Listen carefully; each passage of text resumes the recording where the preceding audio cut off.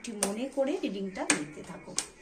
তো চলো দেখে নিই তোমার ভালোবাসার মানুষের মনের মধ্যে তোমার জন্য কি ফিলিংস চলছে, কি চিন্তা ভাবনা আছে, তোমার জন্য কি ফিলিংস আছে, তোমার ভালোবাসার মানুষের তোমার জন্য কি ফিলিংস আছে, তোমার ভালোবাসার মানুষের তোমার জন্য কি ফিলিংস আছে, কি ফিলিংস আছে, কি ফিলিংস আছে।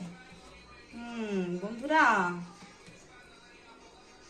বন্ধুরা তোমার ভালোবাসার মানুষ তোমাকে খুবই মিস করছে, খুবই মিস করছে, এবং সে তো তোমার থেকে দূরে আছে, বাট সে তোমাকে ফিরে পেতে চাইছে, তোমাকেই পেতে চাইছে। সে নিজে ভীষণভাবে নিজেকে যেন অনেক যন্ত্রণার সাথে আটকে রেখে দিয়েছে, ভীষণ কষ্ট পাচ্ছে, দুঃখ পাচ্ছে, বাট তবুও কিন্তু সে সম্পর্কটাকে নিজে হাতেই যেন শেষ করে দিচ্ছে। কারণ হয়তো এই সম্পর্কে এখানে থার্ড পার্টি সিচুয়েশন থাকার ভীষণ একটা সম্ভাবনা আছে, এবং সেই জন্যই দেখো 3 of Wands সে কিন্তু নিজেকে একটুখানি ব্যাকফুটে নিয়ে যাচ্ছে, যে হয়তো সম্পর্কটা আগামীতে কোনো কারণে ভেঙেই যাবে, এবং সেই জন্যে সে তার ইচ্ছের যে মানে একটা মনের মধ্যে যে ইচ্ছেটা আসছে সেটাকে দমিয়ে রাখার চেষ্টা করছে।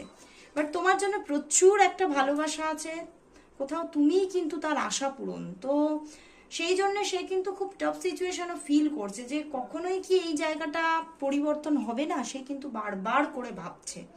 তো চলো বন্ধুরা তাহলে দেখে নেব যে সে তোমাকে তাহলে কবে যোগাযোগ করবে, কবে কল মেসেজ করবে, সে তোমার সাথে কবে যোগাযোগ করবে, কবে কল মেসেজ করবে। তোমার ভালোবাসার মানুষ তোমার সাথে কবে যোগাযোগ করবে, সে নিজে থেকে কবে কল মেসেজ করবে।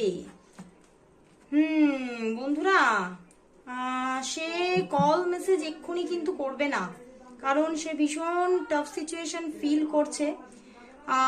ইভেন এখানে কিন্তু তার জীবনে আরো কেউ থাকার একটা জায়গাও দেখাচ্ছে, এবং তার জীবনে কোনো চয়েসও থাকতে পারে।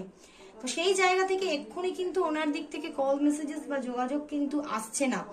একটা টাফ সিচুয়েশন আছে এবং এটা কন্টিনিউ হবে, এবং হতে পারে এখনো 10 থেকে 15 দিন সময় লাগবে তার দিক থেকে কল মেসেজেস আসার জন্য। বাট সে চাইছে, যোগাযোগ করতে চাইছে, তো সেই জন্যই যোগাযোগ কিন্তু আসবে, কিন্তু 10 থেকে 15 দিন এখনো সময় লাগবে। বাট তার জীবনে চয়েস থাকতে পারে, থার্ড পার্সন এখানে আছে সেটাই কিন্তু দেখাচ্ছে। তো অবশ্যই যদি আরো বেশি ক্ল্যারিটি পেতে চাও তাহলে অবশ্যই পার্সোনাল প্রেডিকশন বুকিং করে নাও। তো আজকের মতো এতটুকুই।